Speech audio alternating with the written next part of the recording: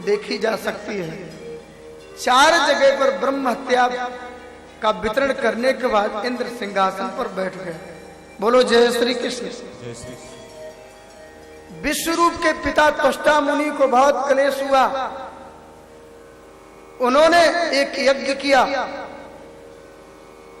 यज्ञ की पूर्ण आहुति पर एक भयावना दैत्य उत्पन्न हुआ जिसका नाम हुआ वृत्रासुर।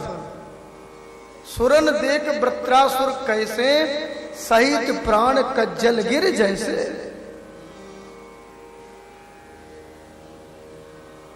देवताओं पर आक्रमण कर दिया। वृत्रासुर ने सारे अस्त्र शस्त्रों को निगल लिया, देवताओं को निष्प्रभावी बना दिया। देवता दौड़ करके भगवान के पास गए।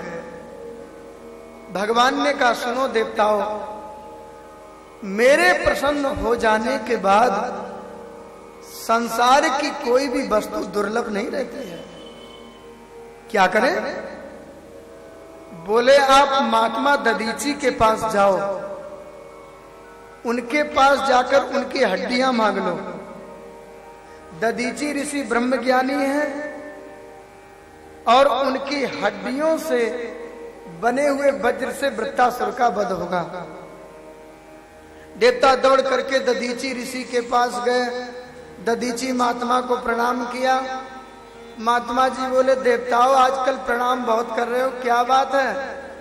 बोले, हम आपसे आपकी हड्डियां लेने आए हैं। दधीची महात्मा बोले, आप बड़े ही चालाक हो, क्यों आए? बोले, हम आपकी हड्डियां लेकर के वज्र का निर्माण करेंगे और शत्रुओं पर विजय श्री प्राप्त करेंगे। अपनी हड्डियां दो। दधीची महात्मा बोले, देवताओं तुम जानते हो, तुम तो ऐसे मांग रहे हो जैसे कुछ होता ही नहीं। हाँ, ये शरीर अपनी कितनी प्रिय वस्तु है, ये कोई देने वाली चीज है? अपनी उंगली कट जाए तो कितनी तकलीफ पीड़ा होती है।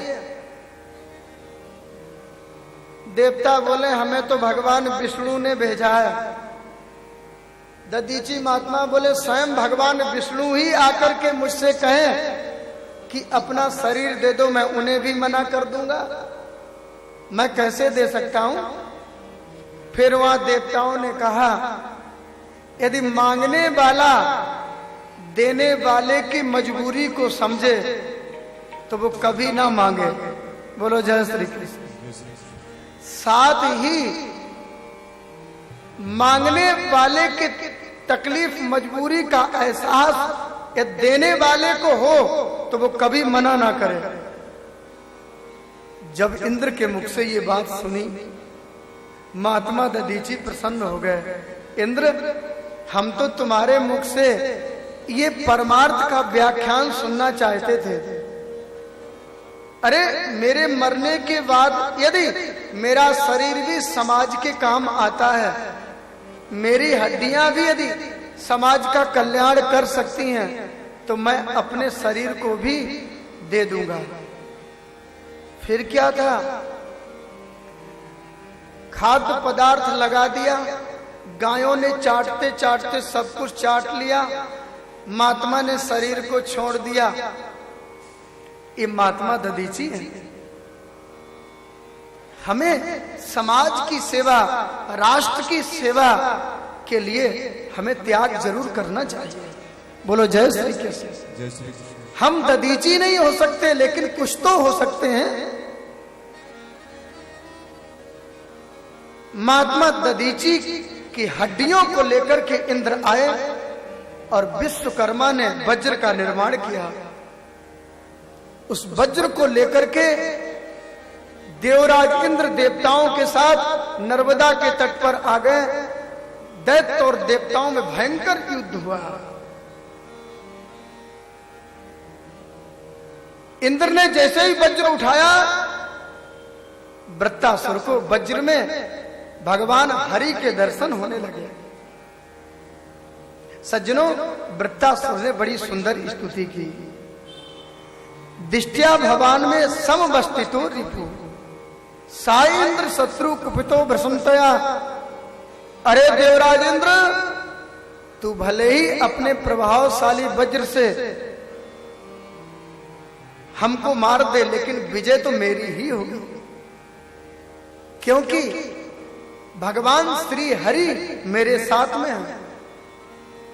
वृत्तासुर का युद्ध भूमि में इतना सुंदर भाव देखा, देवराज इंद्र भी गदगद हो गए।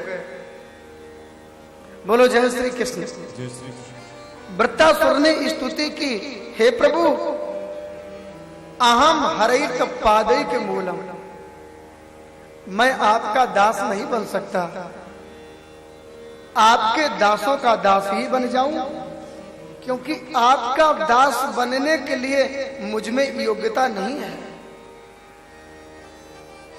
अहम हरैत पादैक मूलम दासानुदासो, मैं आपके दासों का दास बन जाऊं।